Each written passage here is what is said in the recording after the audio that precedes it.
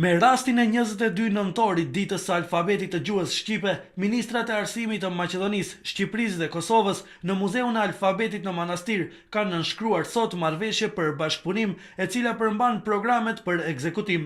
Ministri Abdulaqim Ademi deklaroi se këto programe dalin nga marrëveshja e arritur në Vlorë.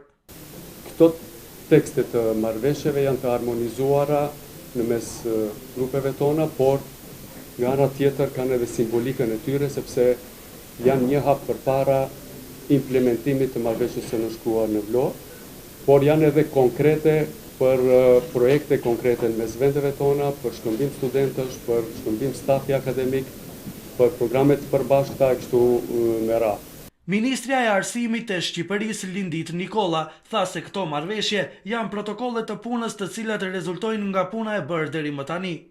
Është vlerë e shtuar për secilin për ne tre ministrave të arsimit Kosovës, Shqipërisë dhe të Maqedonisë, që të angazhohemi më shumë dhe më fort që pikërisht këto vlera ne t'i përçojmë në gjithë procesin edukativ që ndodh në sistemet tona arsimore. Në nënshkrimi i marrëveshjes sipas ministrit të arsimit të Kosovës, Arsim Bajrami, është nevojë reale e qytetarëve, e cila do të mundësojë edhe afrimin e të rinjve shqiptar kudo që ndodhen përmes gjuhës së njëksuar, por edhe përmes edukimit zyrtar. Nëse në Vlorë kemi nënshkruar marrëveshje, sot po bëjmë programin ekzekutiv, unë propozoj që të takohemi në Prizren për të shënuar unifikimin e sistemeve tona shkollore dhe arsimore, sepse shqiptarët tani po realizojnë të drejtat e veta kombëtare.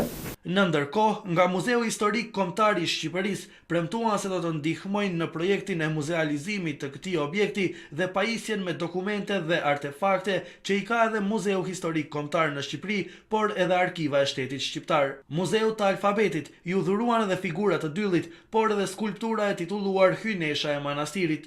Me rastin e ditës së alfabetit, në Qendrën për Kulturë në Manastir u organizua edhe akademi solemne.